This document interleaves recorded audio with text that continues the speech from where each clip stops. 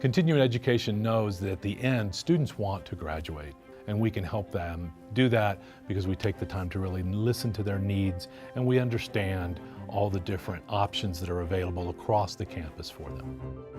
We don't take a cookie cutter approach. We realize each student comes with their own story.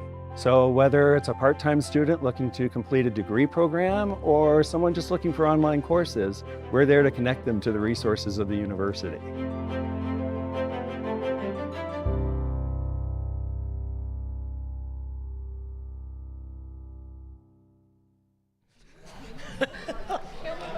All right. Welcome, everyone, here in person and online. Today is Wednesday, April 10th, 2024. Wow, we're that far into the next century. It is 1:30 p.m., and this panel number is 17977. That's also the PIN to my checking account. So today we are here for a panel entitled A Dying Art, Are Books, Theater, Radio, Movies, Museums, and TV Now Dinosaurs? My name's Matt Benjamin. I used to actually work here at the university in the Department of Astronomy and Astrophysics, and used to run the Fisk Planetarium just down the road a little bit. Now I'm a photographer and fortunate enough to be an elected representative to Boulder City Council. But before we get started, we're going to do a little housekeeping. And first, we're going to start with a land acknowledgement. The University of Colorado Boulder, Colorado's flagship university, honors and recognizes the many contributions of indigenous peoples in our state. CU Boulder acknowledges that it is located on the traditional territories and ancestral homelands of the Cheyenne, Arapaho, and Ute, and many other Native American nations. Their forced removal from these territories has caused devastating and lasting impacts. While the University of Colorado Boulder can never undo or rectify the devastation wrought on indigenous peoples, we commit to improving and enhancing engagement with indigenous peoples and issues locally and globally. We will do this by recognizing and amplifying the voices of indigenous CU Boulder students, staff, faculty, and their work, educating, conducting research, supporting student success, and integrating indigenous knowledge, consulting, engaging, and working collaboratively with tribal nations to enhance our ability to provide access and cultural sensitive support, and to recruit, retain, and graduate Native American students in climate that is inclusive and respectful. Now with that, we're going to move into a little bit of just sort of how we're going to handle Q&A, so everyone's prepared. We will reserve time at the end of this discussion for Q&A. We're using a note card system to receive questions from the audience. Those will come to me throughout the session. If you would like to pose a question, simply raise your hand at any time during the session to request a note card and pencil from one of our producers. And you can see in the back there, raising our hands, our wonderful producers. They will keep me on task. That's why I'm near the stairs, so in case vaudevillian-wise, they can yank me off stage if I'm doing a poor job. Please write legibly. If you are a student, please note this in your question on your card. We'll give preference to students. When you finish writing your question, raise your hand to hand the card back to the producer who will bring it up to me. I urge everyone to please make your questions brief and to the point. Please no long preambles or chicken scratch. I probably won't be able to make all questions submitted, but I may combine similar questions that are thematically connected. Now I'd like to do a brief introduction of our panelists. You can find their full bios on the CWA website if you don't already have them in front of you. So first up, I'd like to introduce Dean Sobel, Associate Professor of Practice of Art History and Museum Studies at DU. Before joining the faculty at DU in 2020, Dean led an extensive art museum career, creating the Clifford Still Museum in Denver, and was the director and chief curator for the Aspen Art Museum and the Milwaukee Art Museum. Dean's work has spanned a broad spectrum from a multitude of artists to creating major single artist exhibitions.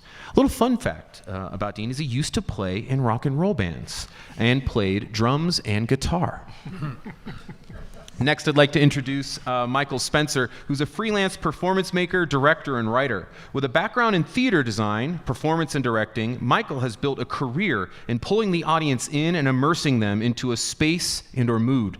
In fact, in 1991, Michael became the first person in the UK to receive an MA in theater design.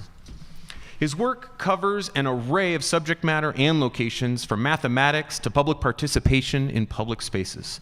An interesting fun fact about Michael: in his theatrical design for the adaptation of The Anatomy of Integers and Permutations by Andrew and Jennifer Granville, Michael came up with the idea to use paper corpses to represent the research, and the autopsies would literally reveal the mathematics. I mean, it's very CSI-like, but I thought that was a fascinating and thought-provoking way to convey mathematic permutations and integers.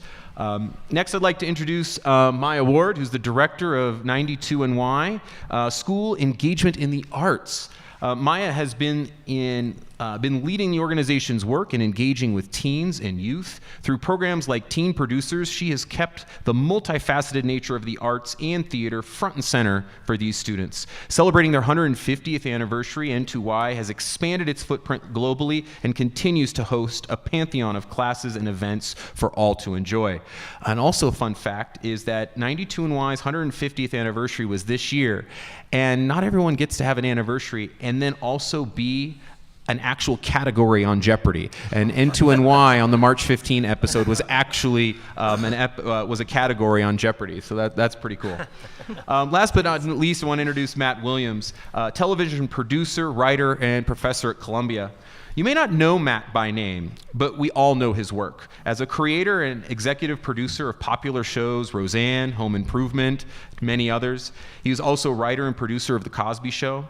He was nominated for an Emmy and won a Peabody Award for Outstanding Achievement in Television Writing. Matt is currently an adjunct associate professor at Columbia University School of the Arts program. Now, fun fact about Matt, and if Coach Prime is listening, you know, this is an interesting connection here. He paid for his school through a football scholarship. And so he was a football player and a theater major. So I'd like to know if any of our football players are entertaining a similar combination. And he did that at the University of Evansville. So I thought that was really fascinating as well. So now that we've got our introductions through, we want to just sort of open it up for our panelists, just sort of say, 3 to 4 minutes, just a little bit about their work and how it connects to this panel's subject matter, and just sort of let them riff and engage in their own conversation among their expertise from their diverse backgrounds. And so with that, I'm going to start with Dean and see if Dean wants to give that a go, and then we'll move down the line. Sure. Well, first of all, thank you for having me. I'm very interested in this topic, and it's very close to not only my museum work, but my museum studies teaching at DU. But I think what's central, at least to the way I'm thinking about this topic and new technologies and so-called dying art forms, is the question, is there really an audience, and I'll speak on behalf of art museum field industry, for what I would call pure art experiences? And I guess I would describe that a work of art, take your pick, what are your favorite works of art, in a quiet, well-lit, air-conditioned, beautiful, sort of space, comfy chair, nowhere to go, nowhere to get to, and you have that kind of singular moment, if you will, with an individual work of art. I think what's at the base of a lot of what we're talking about, and it's one of these overused words like lean in or curated, the fact that we're in a kind of experience economy, a marketing term that started with, Hard Rock Cafe, maybe even Apple stores. Shopping for a phone is now an experience. You hear it at almost every context now, experience of going to the supermarket. And I think that is what has driven what is in fact becoming a real challenging aspect of at least the art museum field. Things like virtual Van Gogh, I think you'll know what I'm talking about, these kinds of reproductive media, very little educational value, but it's a pure entertainment experience. Things, even in the Denver area, some of you who are local would know we have things like Instagram museums, places where you go primarily to be seen and post and sort of express your individuality through these kinds of institutions. And I think, obviously, being someone who's been in the field a long time, I think there isn't the same audience, and particularly as our demographics and our visitorship ages out. And I'm sort of fascinated too that we didn't include in this title of the panel, but we'll certainly touch on it, opera, ballet, classical music. I think all of these are industries, art forms, venues and institutions that are having a hard time attracting these younger audiences. But at the same time, I have a lot of difficulty equating that pure experience, and I realize that's a problematic term too, but that experience of the real, the actual engagement with a work of art, and you and your body and the phenomenological experience of being with works of art, compared to all these other things that I think are not only problematic, but they don't have the same mission and values, and honestly are probably more expensive to attend, now closer to things like football games or Broadway shows than the $20, $25, $30 in New York that art museums are able to get from what is admittedly a much larger audience than what we had in the 70s pre-King Tut. But these are things I think about every day, and things that I think are becoming very challenging to what I hold dear in an art museum experience. So I'll leave it with that. Thanks, Dean. Michael. Thank you, Dean. Yeah, the title of this panel seems to imply criticism of the fact that you can now do all of these things online without leaving your home and without engaging with other human beings. But I don't think it's all negative. So, for example, if you can't afford a West End or a Broadway theatre ticket price, as I can't, but you can afford going to the cinema to see a live screening of that show, as I did recently, that's not a bad thing. If you're physically disabled or you have mobility issues and you can't get to a museum or a gallery or a theatre, you can now see these things online. Good thing. If your family life is so chaotic that you can't enjoy your favourite TV show in the evening on your television, you can now watch it on your iPhone in your lunch break. Okay. Now you could, in each of these cases, argue that the content is the same. Maybe. There's the rub, I think. In a book, it's exactly the same, right? Because if you're reading words from a page, it's the same as if you're reading on a screen. The words are the same. However, we, or certainly my generation, tend to fetishize books. We quite like, the smell of them and the way the pages yellow with age. There's something about them that we like. So if books were only online, would I read fewer? Probably. Theatre's my subject, which is tricky. So the American theatre academic Peggy Phelan wrote at the end of the last century that theatre only exists in the moment of delivery in that particular time and place. So for a live screening, as I just described in the cinema, are we really having the same experience as those people in the actual theatre?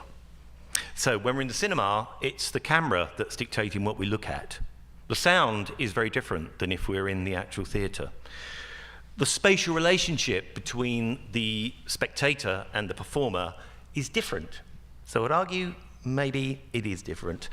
Museums and art galleries, I've got to mention the essay, The Work of Art in the Age of Mechanical Reproduction by Walter Benjamin, German academic, written in 1935, because he talks about the significance of the authentic artifact as opposed to its replication. He calls this the aura of the object, and it's the aura which attracts us.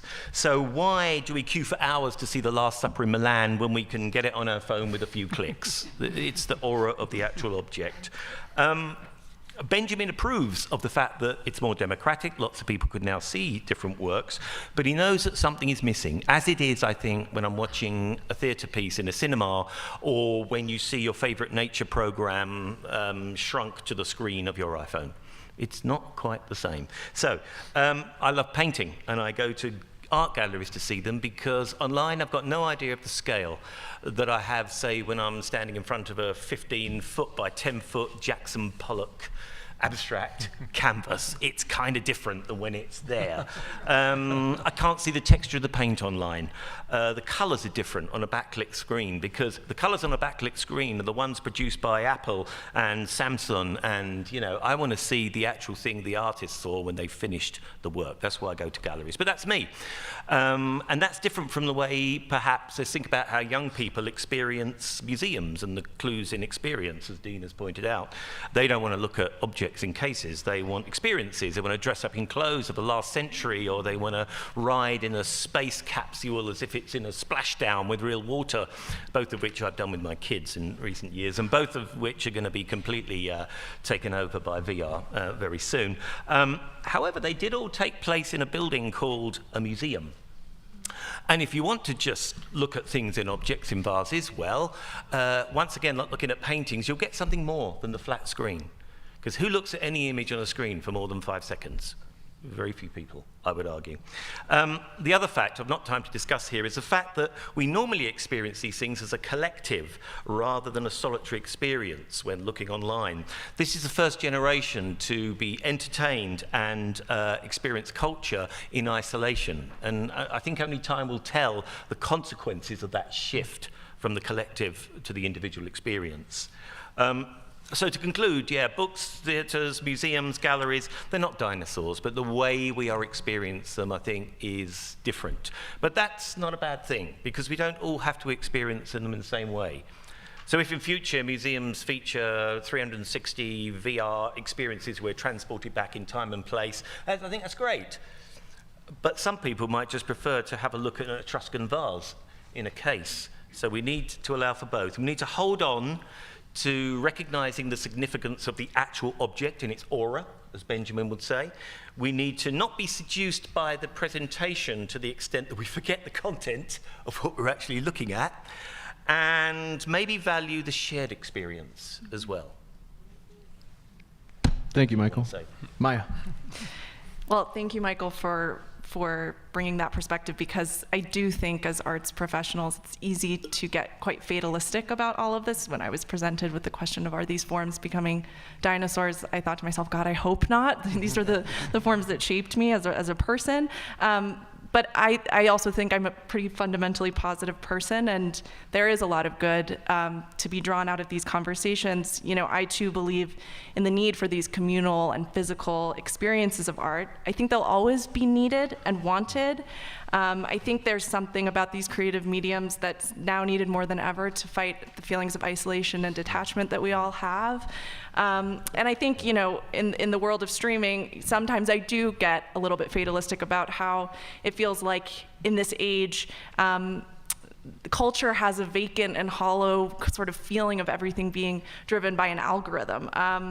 But I think it's a choice to a certain extent of where we put our efforts and how we innovate creative processes, as Michael and Dean have talked about, and, you know, transform our industries to meet the moment. I approach my education work from an education lens, and so I think a lot about how we're educating our young audiences, how we're building the next generation of thinkers and writers and performers and audience members and professionals across these industries. And what I see every day in my work is that art remains an incredibly important part of young people's lives. You know, I was recently in our concert hall with 800 students with jazz clarinetist Anat Cohen, and you would think she was Beyonce. I mean, these students were going nuts. They were going crazy for this music, and the energy that was in the room was really unique and undeniable. And I think the reason for that is that we had 8 sessions of teaching artists going into classrooms, teaching about these artistic forms, having students feel the music and the movement in their bodies, so that when they were in the concert hall, they were empowered audience members. So really thinking about, when it comes to live arts in particular, how are we really engaging students in a deeper way? You know, and I think when it comes to live arts in particular, one common misconception at the heart of conversations I have is that the issue with young people and audience engagement is that it's a lack of interest. And I think what we're not talking about enough is that it's one of financial inaccessibility. You know, ticket prices for live arts experiences are unaffordable for many Americans, especially in New York. But a minimum wage job can, you know, allow you to pay for a subscription service easily. So that's, you know, something to take into account. And I think there's a parallel problem in schools when we think about access. You know, I think we all know in recent years, school districts have seen huge budget cuts to arts programming. That, alongside, you know, the troubling rise of book banning, pose a real threat to youth engagement in the arts. And they send, I think, you know, implicit and explicit messages that the arts don't matter. So, you know, these are all questions I'm grappling with in my work, and I'm so grateful to be here to discuss with you all. Thanks, Maya. Matt, you're up. I will give you my personal arc because it relates directly to this topic. My first job writing television was for The Cosby Show. So I went from the theater and I started as a script writer and became a producer on The Cosby Show. I'm old, okay? So when I was a writer on The Cosby Show, there were 3 networks, ABC, CBS, NBC. There was this upstart called Fox Network. And there was this cable channel that showed movies without commercials called HBO. So that was the beginning of my career. And all my time working in New York and Hollywood to where we are now. Streaming service, I don't even have to explain to you, you know how many. My wife and I spend more time clicking through finding a movie than we actually watch movies, right? So here's the arc. 3 networks with an upstart HBO to what we have now. Now, there's a good and a bad side to this. The good side is if you want to watch The Voice on your phone on the subway, so be it, go watch it.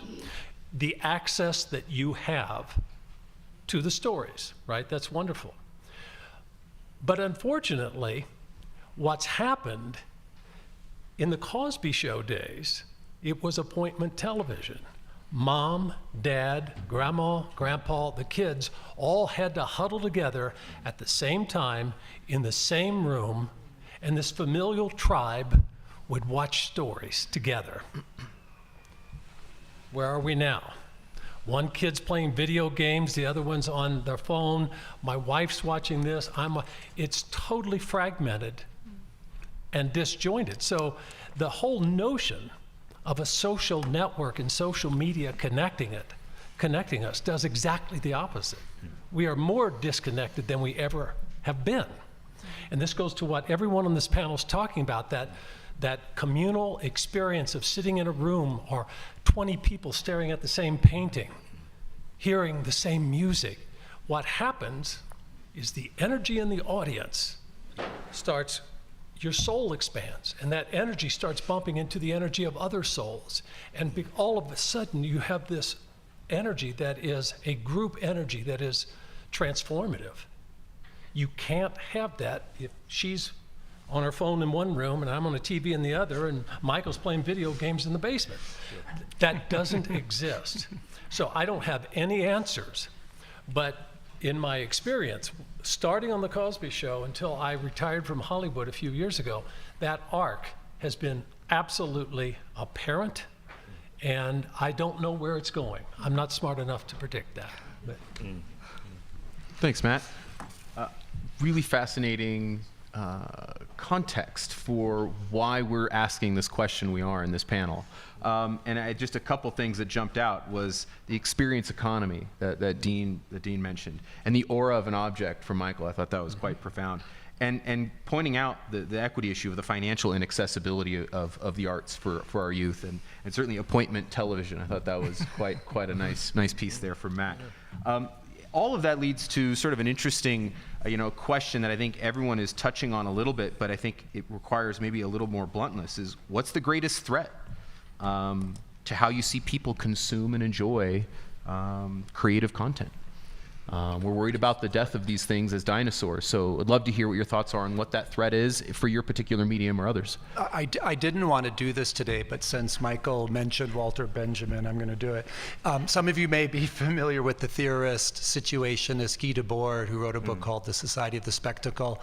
And the primary thesis of his was that in late capitalism and a media-driven society, all experience tends towards a spectacle. And I think the reason I'm invoking that here is we've touched on, capitalism got amok. You can now pay extra to go to a museum when there are fewer people and have that more, I think, rich experience. The barrier of entry, and I think museums are one of the few cultural nonprofits that actually give it away more than performing arts groups. I can't believe, at least in this, and SCFD we have here, I don't know how many are locals, we have a 7-county wide, very, very small sales tax that funds cultural and scientific facilities. So some of that increases programs and goes a bit toward entrance barriers. But I do feel much of this is getting worse and worse and worse as we experience greater wealth and greater participation from the imperial class. I mean, if you look at who runs museums, the boards, oil and gas, finance, and so forth, it's making our problem even more challenging, and especially as the cost of just doing business in any organization goes up and up and up. I tend to feel that's a huge challenge, is that, and this may be for Friday, we have a panel on funding for the arts, but it will get worse before it ever gets better with the decreasing government support post the culture wars, the first culture wars of the second culture wars of the 1990s, early 1990s. Anyone else want to take a stab? I think Dean's very interesting. You're right about the default to spectacle. And I think the example you gave of the Van Gogh experience for me is that, because I thought it had nothing whatsoever to do with Van Gogh. Although the pictures were Van Gogh's paintings blown up, much bigger than they are, backlit. You know, the colours weren't the same colours. There was nothing like Van Gogh. But anyway, I think the danger is, the biggest threat, to answer your question, is that we become lazy in the arts and we follow certain formula of presentations. Yeah. And I think we need to challenge all those formulas, which is why I think it's good that we're experiencing things in different ways. But we need to hang on to the content, you know. But we need to understand, and as Lisa said as well, that people aren't going to pay a lot of money if you can do something else, like go to a rock concert and then you get the experience that you need. What is it that a rock concert gives them that means they will pay $150 or $200, or that a sports event does? And I've long had this theory. I once chaired a conversation. You know, why is football or soccer in my country, football in my country, soccer in yours? Sorry. Why is it better than theatre? Which is a kind of provocative title, but why? Because you don't know what's going to happen next. That's why it's so exciting. And yeah, I mean, we've got to make theatre as exciting as that. We've got to make the arts going to the gallery as exciting as that, I think, without losing the content. I think it can be done.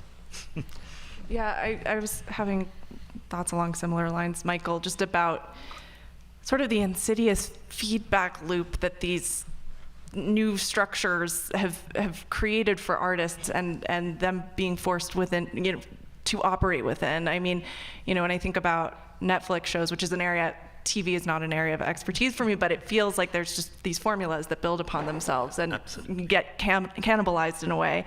And even to some extent, you know, the nonprofit model, I think, you know, American theater, for example, its forms have changed over the years, but with the nonprofit model, so much of, you know, the funding relies on donors, government funding that takes kind of the power away from the artists themselves. And so, you know, there are just these structures in which I think the artist's voice gets muted by the expectations, you know, around them and in the climate that they're inhabiting. And so I think questioning those models, it's not an easy answer. I don't have the answer, but putting the power in the hands of the artists, I think, is something to consider.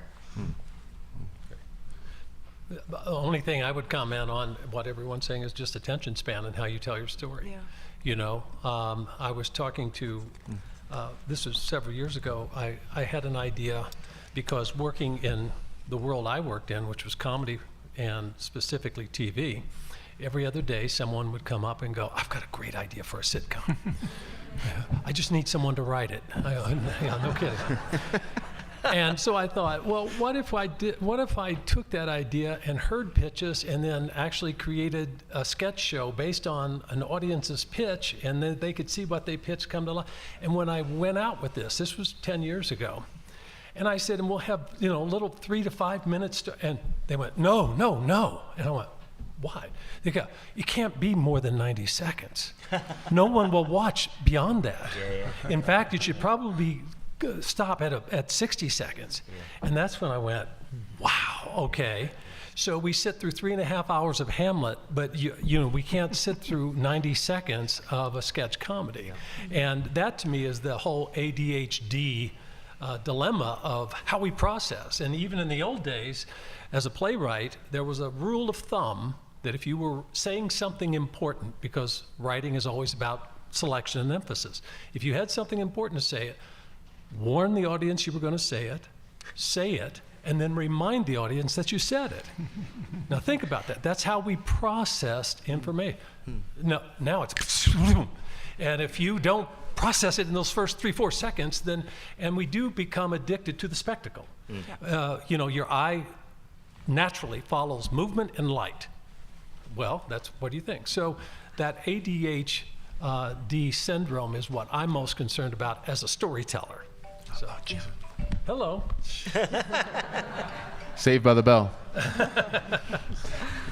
May I say something, just particularly with your thoughts, Matt, and again, I'm agreeing with everything my co-panelists are saying, but there's something about television now that seems like an amazing art form, you know, sort of post-Sopranos, and not that it wasn't when I was growing up with All in the Family or whatnot, but there's something about the level of quality we get through streaming. Absolutely. That has changed it into this extraordinary venue in your own living room to be able to watch whatever series you love or don't love. But I think that's kind of a renaissance in my view. Yeah, the old network, you were locked into that, and then the studios turned out movies. 36 to 39 movies a year were released by the major studios. Yeah. That all went away. So now they released 9 or 10 movies a year. So all those artists who were making these movies weren't all going to work in network television. Streaming services came along. So you've got a hybrid of television, playwrights, filmmakers, all making that. And I think the best storytelling is in the streaming world. And, you know, and I'm not going to name shows, but that world right now, if you want to watch quality storytelling on a screen, it's in the streaming service. So I agree with you, Dean, 100%. Appreciate that follow-up. We're going to get to audience Q&A in a little bit, but we sort of had a morbid title of this panel, and there's sort of a fatalism to some of this, and no one wants to go the way of the dinosaurs. So let's flip it and go and really ask, what's the greatest opportunity?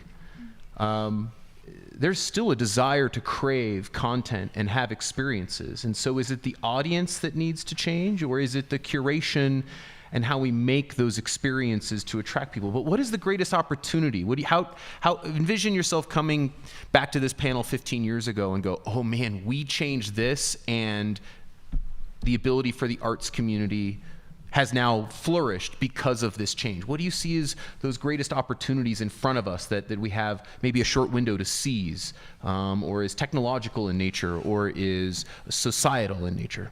We have more tools. You know, in museums, sometimes the best way to achieve your educational goal or your content delivery is just a nice text panel. You know, decent point size so we can all read it, simple, clean language, maybe 150 words at the most. But also this technology in museums, I've seen it used very well. Augmented reality, where you want to see what's inside of a mummy sarcophagus, for example, and you can use a device that actually in real time that you control and you move allows you to see those hidden moments, or to look at a fragment of an architectural frieze and have it complete the areas that aren't any longer extant, or underdrawing in a painting, things like that. I mean, that is the tool you really can't do without maybe clunky x-rays on your walls, but the tools are pretty exciting, and as long as they stay to our education mission, and I know education's important to you, Maya, I mean, there's a lot we can do, and it isn't an either-or situation, I hope. Yeah, I'll just jump off of that to say, you know, I am personally kind of a dinosaur for my age. I don't like technology. I'm not really on social media. But if I've learned anything from my students, it's that these tools have the power to really democratize these forms. I mean, I've met many students who have literally learned the guitar on YouTube, and you know, have learned just a ton of a wealth of information from, you know, what's available online, and also have pointed out to me that there's a lot of artistic originality happening on these platforms, and utilizing the tools created through these platforms to take the art formed to a whole new level. I think the challenge is to pair that, big wide world of what's available online with tangible pathways for careers and opportunities, that can take that learning into the real world space and make something of it. And I think those pathways for young artists are not always clear, and they're not always equitable. And so, we have a program called Teen Producers at the Y, which is really about working with students who have a passion for the arts and an art form and are really talented in their own right, and also are interested in learning various pathways to careers in the arts and cultural, organizations opening up their doors to them to explore what's available. So I think if both can be paired together, there's real opportunity there. I think an opportunity has arisen because there is finally, I think, certainly in my country, and I don't know whether it's here, but I know it's in the UK, an acknowledgement that all human beings are creative. That it's not a kind of specialist thing that some people have and some people don't. So everybody in here is actually capable of making a film, writing a novel, performing on stage, which is what I believe, actually. But that's a fairly kind of new thing, and certainly it's being recognised in the UK. My wife, as it happens, is a relationship manager for the Arts Council. So she works for the Arts Council, and the Arts Council have just undergone a massive change in their funding strategies, where they are now saying they're trying to democratize it. They're trying to say, look, anybody can be this. They're putting money out into communities for the communities to make the kind of art they want, rather than some artists flying in and saying, this is great art, this is what I think is great art, look at this, which is a very different approach, and it's quite problematic. It's created, because some large creative institutions have been cut to allow this to happen, but I think it's probably got to happen at some point, however painful that is. So I think that's an opportunity. You good? I'm good. All right. All right. Well, we've got a few audience questions. We might as well jump into them now. A couple here that I think are interesting, and I think they've been touched on a little bit, but there's certainly a concern and question about books and the physical. I think, Michael, you touched a little bit on its smell and its yellowing, there's something and about its a book age. that is different from a reading and online. it's tactile. It's just the touch, the tactileness of it. You put it on it becomes part of your world and your bookshop. They're not in your disposable, like a digital file. When you're done, it just goes away. It has a memory. A book has a memory, and I think there is. It's like everybody loves second-hand bookshops, don't they? I mean, you can't resist going in and just, look at that. But these questions center. I mean, I can tell you like to touch the books. I do. There's not a problem there. There's I'd not. just like to say. Right. No, it's not a problem. The book gives consent to all. So, and I think, Maya, this touches on your work, which is this generational divide. And, I see this with my kids in elementary school. I mean, they're given an iPad in some forms. They are still reading books, but sometimes if they're struggling to handwrite, they're given an iPad to type on to create the pathways of expression rather than being held up on pen and pad. They can type it and learn to get their story and their thoughts out. And so a real question is how do we is there a way to maintain that tactile nature of books and handwriting with this next generation, and what are the tools to do that, and what are maybe the gaps in that? But there seemed to be a fair amount of concern as to how do we preserve that. So I don't know if you want to start with that, Maya. Yeah, sure. I mean, I think some of us have seen that kind of terrifying video of the 2-year-old swiping on a physical book and trying to turn the page. So it's real. There's some disturbing trends that, we're seeing, nationwide studies that reading for fun has become less common. I mean, look, I can only speak to what I do. We have a high school literary arts program at the Y, and we feature an author or a poet every semester who students come to see read live, which I think has great power, being in the physical space with the author. But we also have, built into the budget that we will buy physical copies of the book for each student. And what I'll say is there's a lot of excitement around that. I mean, that's not that's a novel thing for some of these high schoolers, and they really these books are beloved to them, in part again because they have the support of a teaching artist to really have this immersive experience with the book, and for their readings to be paired with some generative creative writing activities where they can really feel into and emulate to some extent the work of the writer. So I think again it's about putting in the effort as adults to invest in the physicality of the books and to make sure that our libraries are stocked and librarians are well paid and all of these things. I mean, it seems obvious, but it's apparently not. The other thing I guess I'll say is that trends to some extent are cyclical and organic, and I think the death and then resurgence of vinyl records is a great example. Vinyl sales these days are through the roof, and I think there is a connection point there that novelty matters, physicality of the form matters. There is something inherent in us that looks for that and seeks that out. So I think, again, we just, as educators, from that standpoint, need to put in the work to try. Well, educators are putting in the work. Bigger government folks need to be putting in the work to make sure that libraries are well stocked for students, because the want is there. I'd agree with that, Mara. I'd just like to, I could add to what you say in saying that I don't think it's the form of how we demonstrate our creativity that's important. It's the content that is important. Yes. It's the quality of the ideas or the storytelling or whatever it is that actually matters, not how we do it, not what form we use. Yeah. Thank you for that. Another question I think it was sort of posed.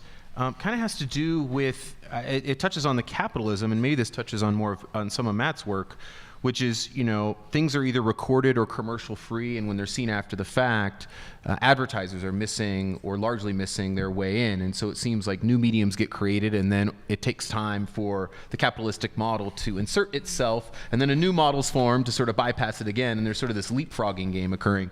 And so really the question is how does the creative environment, at least certainly in broadcast, TV, or streaming or film, maintain that and keep going with that? Or are they even a part of that equation, or are they kind of just reacted? I can't answer that, because I was always on the creative side, and what Michael just said, content is king.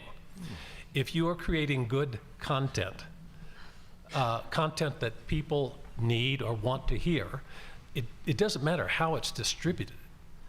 Whether you're streaming, network, or whatever. I can't sit through commercials. I really can't. Buy this truck. Every 10 minutes. I just can't do it. I would pay truckloads of money not to ever see another commercial again. And how they infiltrate that and do that, I don't know. But I do know that going back to reading or watching, I have a 1-year-old granddaughter, okay? And already this child, if she goes to her play bin, the first thing she grabs is a book, because her mother was an educator. And fortunately, these are chewable books. So you can chew on them and slobber on them, and you can still read them. But that little brain has already been programmed that what's fun and exciting is to look at pictures and read stories. So education, yes, it falls on the educators, but it really begins at home. And if you have a single mother working with 4 kids and she's not there, how do we solve that problem? By instilling that curiosity. I'm way off course from what you asked. I don't know about the advertising and all of that. I just do know the more corporate greed gets involved, the more you diminish the quality of the content. And I'll give you a personal story. Again, the reason I left Hollywood. I had a lot of success, created a couple #1 shows. I was developing a comedy for a streaming service. So instead of 25 episodes in a season, it was only going to be 10. I went to the studio, I'm not going to name it, and there was the president of the studio, the VP of development, and 2 salespeople, the people that sell the show into syndication.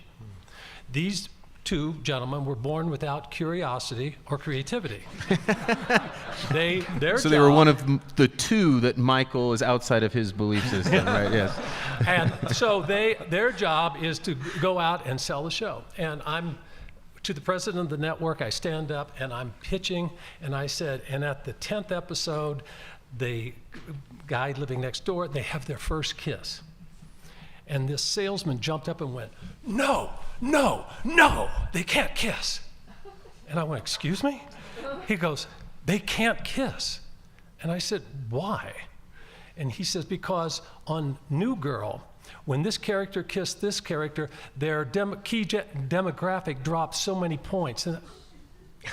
And literally, my brain exploded and splattered on the wall. And I go, I created 2 #1 shows, and you are telling me what my characters that I'm creating can and cannot do? I literally got in the car, drove back to the Wind Dancer offices, called my business partner, David McFadden, into the room. I said, I'm out of here. I said, I'm done. We're closing up shop. Because, not the tail of the dog, the flea on the tail of the dog is now wagging the dog. And I'm not going to do this anymore. So that's when I closed up my production offices and moved back to New York. So. You're right. Yeah. Well, I appreciate that story, Matt, because it leads into the next question. And I think your experience and career certainly saw the apex of that corporate greed. And so I'm sort of curious, based on one of these questions, is with the economy from the artist perspective. And so I'm curious. So the question really is, how do you is it either personal guaranteed income, or what are the economics so that artists can flourish in an environment where they're not feeling like they're being stripped from the corporate greed aspect, but have a place to thrive, and so they're not worried about what's paycheck to paycheck as much as they are how to tell their next creative story or make their next creative curation. And so I think the question is really just centered about how do we change the economics from the bottom up to maybe enable the creative in a way that isn't there now in this sort of tough economic times. Yeah. I don't want to gloat about the UK, but of course we have the BBC, which is paid for by everyone through a license fee, and that means we don't have advertising on it. So it's actually our BBC, if you like, and we tend to get the best quality programs on the BBC because of that. Now it's under threat. There is a threat at the moment because the current Conservative government are threatening to take, they don't like that idea, they're threatening to take away and force the BBC to rely on advertising funding revenue, which a lot of us are arguing vehemently against because it will change the content. So to argue what economic model, the economic model has to be different. You can't rely on advertising. We all have to pay for it if we want good quality television. Good quality, I would say we all have to pay for it if we want good quality art in a museum or wherever. We can't just sit back and have it funded for us by people who are selling us stuff. I mean, interestingly, thinking about what you're saying, and I guess the nature of the question is too, there are certain screenplays you can't get made, for various reasons. All these franchises of comic book heroes, I believe you can get made pretty easily. But in the museum field, what's interesting is the funders, the private foundations, even family foundations, have made an effort to fund things that impact schools, school programs, families, free. It's rare that anyone under the age of 20, 18 would pay to go into a museum these days. And oftentimes that's through an endowment gift that funds the lost revenue, whatever that might have been. Yeah. And so it's interesting how the same thing, the market forces, I guess, that in some cases have made the art world a very terrible place, have also actually helped it turn around in some important ways in the last, 10, 15 years. Wouldn't you agree to a certain degree? There are funders that are driving more societal change than what institutions would do left to their own devices, probably. Yeah. Okay, that's good. Yeah, it is good. It's very good. And I think in conversation with that, thinking about the artists themselves, something we're thinking about a lot is how we're cultivating a close network of artists who are really investing in education, and speaking to these young people and putting in the effort to make these experiences so special for them. And I think to that point, you know, when we're thinking about the role of the artist, and for me, our teaching artists, our educators who are going out into the schools, unfortunately, I think as programs grow, as, you know, theaters and art spaces balloon, I don't know, they become almost assets to be secured in a way, you know, props or there's some way in which I think, that, again, there's this like disempowerment, and I think about funding structures where we can fund artists more directly to do what they want to do, to produce their own work, to rent their own venues, to pay their own collaborators. There's something to that, I think, and particularly the artists who are growing and building their own, you know, models for education, for all of these realms that we're talking about, putting the power back in their hands. Yeah. Wonderful, thank you for that. Another question we have is really centered on the preservation of the street as a venue. And I look at Michael, because I think you've done some of this, where the brick and mortar of a place where we often ask people to come to the venue versus, and I remember this time at the planetarium, we tried to bring kids to the dome, but then we realized that was an equity issue unto itself, but also an accessibility to story and science. And so it was about, how do we get to the classroom? How do we get to that community event and get where people are? So in the fields and disciplines that you guys are in, how do you avoid the trapping of having to require everyone to come to your tent and think about how do you build tents where other people are in order to create greater accessibility to the content and the mediums that you guys are responsible for? Yeah, well, of course, that's the problem, because the buildings are very intimidating to lots of people. The theatres, the museums, they are intimidating. One tries to make them not intimidating. They're elite. But they are elite, and they are for an elite group of people, and we have to kind of acknowledge that. So sometimes I think, yes, taking it out, instead of waiting for them to come to you, go to them. Is a very good example in London, which I'm quite proud of because my son's part of it. He's in something called the Brixton Chamber Orchestra. Now, the Brixton is quite a poor area of London.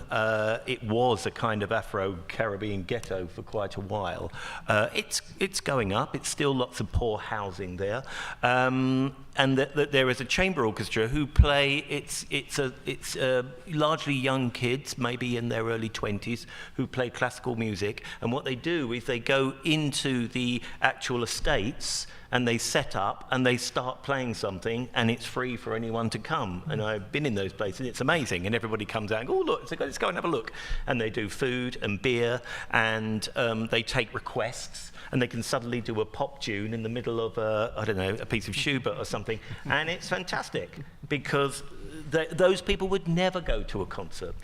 So it's certainly happening in classical music. It's happening a little bit in theatre, but particularly in classical music. For instance, another place I go to where it's a disused car park in Peckham, and there's an orchestra who play in the car park, and you can hear the trains going outside while you're listening to a Beethoven symphony, and it doesn't matter at all. So, you know, I think it's what I said about finding new ways to excite an audience. And one of the new ways is actually to go outside of the buildings, which is why site-specific theatre is so interesting for young people, rather than being in a theatre. Actually go out and explore a new building you've never seen before. Sometimes it's called placemaking. Do you know that term, placemaking? The whole idea of, you're right, you can sort of turn almost anything into a cultural center if that's your if that's your ambition. Well, I think, absolutely, yeah. Yeah, definitely. Anyone else have a response to that? You don't have to. We can move on to the next one. All right. Another question is really centered around the physical mediums. And this question really comes to how do we preserve the physical mediums like film or magnetic tape or using Kodak? I mean, they're, for film photography. Are the mediums just a vehicle, or is there something about the preservation of those mediums themselves that tell those stories or convey what you're trying to do, or is that really not the thing that is most important, whether it's the story regardless of the vehicle is used to portray it? I think you have to preserve it, because when you look at what's happened with classic films where they're completely restored, and whether it's film or it's digital, whatever, that has to be preserved because that is part of the process of creating. And we can kick and scream, and I can be a purist and go, it's only the story, I don't care. No, so preserving, how, you mentioned the word Kodak. You know, my kids are obsessed with Polaroids. You know, and I was a kid when they first came out. And wow, you fanned it and there you were. And that's come back like vinyl. So if we didn't preserve that, my kids and my grandchild will not ever experience that. So I think it's vital that we preserve it. I don't think we should make it God and, you know, let technology override the creativity and the content, but it must be preserved, I think.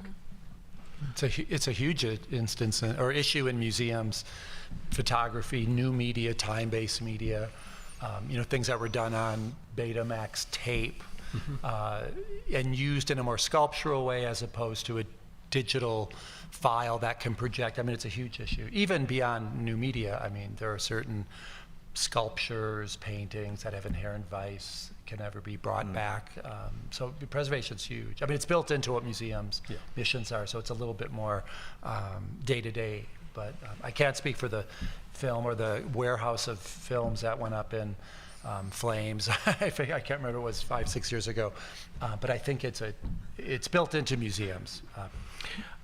Yeah, I mean, for me, it goes back to the aura, Benjamin's aura, that we need to preserve the thing. So we've got it. It's theatre where it becomes difficult, actually, because theatre disappears at the point of delivery. Theatre is only there at that moment with those people in that room, and then it's gone. You can't. And I would agree with Peggy Phelan. You know, you can't film it. You can film it, but it's not the theatre. It's a document. It's a document, and it's not the real thing. So preserving the actual theatrical thing is almost impossible because of the nature of the beast. But that's different in writing, books, television, you know, museums. Wonderful, thank you. We're closing in towards, we got about 13 minutes left, so I want to make sure we're respectful of people's time. Another question that jumps in is, you know, again, we touched about the threats and opportunities in your respective fields. We sort of obviously joked that the way of the dinosaur, but let's do maybe a thought question of, you know, if you rubbed the bottle and the genie came out, and you could kind of pick one thing that you would fix or change to allow your field or your discipline and creative space to thrive, and it can't be money. No, that's You know, the analogy would be how do you go from going the way of the dinosaur to going the way of the mammal, and actually evolve to be the dominant species more or less, rather than the one that gets dug up underground. So what would be that one thing that's not money that would resuscitate your area? This comes full circle again, but I mean, art museums especially, well, maybe other forms of leisure time activities, but we serve such a small percent of our community, however you want to define that. I mean, infinitesimal, really, number of people that actually go to museums. So they go to them a lot, but 90-some% don't go to them ever. And so I think if you could change one thing, it'd be greater participation from your generally regional audience. Not all museums are international, like New York or Paris or somewhere. So I think that's how I'd answer it. Michael, what you thinking? Well, I'm going to say something, I'm not sure I believe this, but I think I do. Get rid of all the theatres, the buildings. Get rid of all the theatres, put all the money that you put into the theatres into people creating theatre in a different way. Maybe in buildings that may not be theatres. So I'm not saying theatre has to be outside of buildings, although it can be. It can be in the shopping mall, it can be in fields, but it can be in other places. And I actually think that would shift something very major, because often the buildings are a problem. Like I say, they are temples to culture. That's a problem for lots of people. They are elitist. And I speak as someone who worked in the theatre for many years. But theatre doesn't need the bricks and mortar. You know, it's something more vital than that. It's something more essential to the everyday lives. And just maybe that's the thing that comes and destroys what was it? It was a thing that destroyed the dinosaurs. I'm trying to think what it is. A meteor. A meteor. Thank you. Yeah, maybe that's the meteor that actually shifts along, and the mammals arrive, and it's actually better. Mm-hmm. Yeah. I feel like my answer couldn't be more obvious in a way, and also does come back to money, but it's not explicitly money, which is, a dedicated, passionate arts educator in every school. And I think that's it. I think that, classical education and just breeding a love of the arts in young people, it comes from role models, and those are educators, and they are the ones who make us love books and help us understand why jazz matters and why it's connected to what we listen to. It's all pretty simple. Yeah. I'll just double down on that. I don't need to add. My son's an educator, his wife's an educator, and you see in the earliest stages of these children's life when that passion is ignited, and they're not all going to grow up to be concert violinists, but they have an appreciation, and so I would double down on what you just said.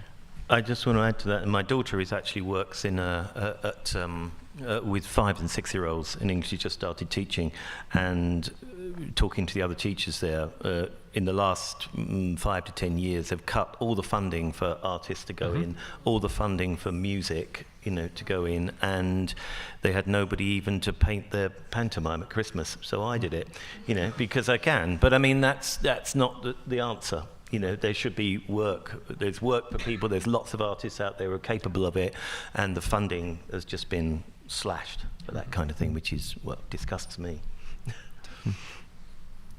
I liked your idea of just tearing down the theaters. Yeah, I mean, it's controversial. Not with people in, Yeah. Safely. Maybe they convert it into a different use of something, maybe housing for people who haven't got homes. It's interesting in the museum field. I think many of you will know, between roughly 1985 and 2005, all these new additions and wings and expansions, and the operating costs are directly attributable to the reasons museums are getting so expensive. Bigger isn't always better. I don't think. Yeah, dangerous. Well, thank you for that. In sort of closing, as we're filing the last few minutes here, I want to sort of turn it back to you guys. Is there something you heard one of your colleagues up here say that you either 100% agree with, or you I am going to have to challenge you on that one? I'm just sort of curious if something you've heard, because there's been a lot of good agreement, and I'm just curious if there's something that's really stood out, if there's a takeaway that you've heard one of your colleagues up here say in a soundbite. What would that be? That kids want books, that they get excited by them when given the opportunity to have them. Yeah, that's extraordinary. I haven't really disagreed with anything anybody said. I mean, I can't make that up. Tear the theaters down. No, quite well. Maybe some people don't want to tear them. Don't want to tear theaters down. But I think the problem, Sisyphus stone, is on the back of the educators. We dump everything on the educators to teach our children morality even. So everything's on the back of the educators, and then we don't give them money, sorry to bring up the M word, money to actually educate. So then how do young children get inculcated in the proper way and introduced to the arts? And if it's not educators, it's got to be family. Social, economic, we can go all the reasons why. Then is that community centers? Is that libraries? I have a dear friend, she's now head of all the libraries in LA. Her primary focus is how to deal with homeless people and schizophrenia. Because that's where and she has taken that on, and she's devised a program of how to hand out toothpaste and towels and soap to these people, and how do we meet their need? And I go, what about school children? And this is the problem we're facing. So how do we start them at a very early age, under the age of 5? And yes, it always falls on the educator. And then I don't think I'm making this up. There was a private school in LA, this was 15 years ago, that stripped out the arts because they said grading arts is too subjective and it will hurt my children's GPA and they won't be able to get into the school they wanted. So the school board voted out the arts program, so everything was STEM. And nothing wrong with STEM. But when that's not there, how do we teach our children? You know, and I applaud the educators, and like I said, I double down with you, Maya. Yeah, I mean, the most important person on this panel is Maya in terms of, well, in terms of affecting change. Yeah. I mean, it's very important. I just think I was going to have a point there, what you were saying about grading. Yeah, I ran a project in England because I always hated grading arts, because I always felt it was, not that it is subjective, but actually I felt the problem is it shouldn't be graded. We should talk to students about their work rather than saying this is good, this is bad. That's a problem. It's okay in math and in science where you've got these right or wrong. There's a right way to do it. In art, it's about doing something in a different way. And therefore, I objected to a system that had a set of learning objectives that were the same for every student, that I had to judge people that were so different against one set of criteria. And I set up this project called Feral Space, which was about not marking the arts, which went down very badly with the management of the university where I was working with at the time. But there you are. And I think that there's I'm going to try to tie this up with a bow nicely, and it's probably not going to work, but there's something you all have gotten me thinking a lot about, which is the importance of the organic, messy nature of the creative process. Yes. That the spectacle that we're talking about is so packaged, and that the moment that you don't know what's going to happen of live art is, to me, the most beautiful thing in the world. And I think, again, goes back to why we're all here and doing what we're doing, and why I hope to God that kiss happened. You know, it's like these moments that I cannot be dictated by an algorithm. No. Yeah. Well, I think that's a great way to close, Maya, and you did tie a nice bow on all of this. So thank you so much. Well, that closes our time here on the panel. We've had a great time talking about this. And I do want to just say, let's applaud our panelists here, both Dean, Michael, Maya, and Matt, for a thought-provoking conversation. And even though there may have sounded some doom and gloom, I come out feeling hopeful and opportunistic that the artistic community will continue to thrive. And certainly, if the four of you have anything to do about it, then I do feel confident in its outcome. So thank you guys for being here and appreciate your thoughts. And thank you all for joining us here at CWA. We hope you enjoy the rest of your time here on campus for the next couple of days and enjoy the panels. Be well, be safe, and we will see you all soon. Thank you. Thank you. Great. Great. Yeah, really good.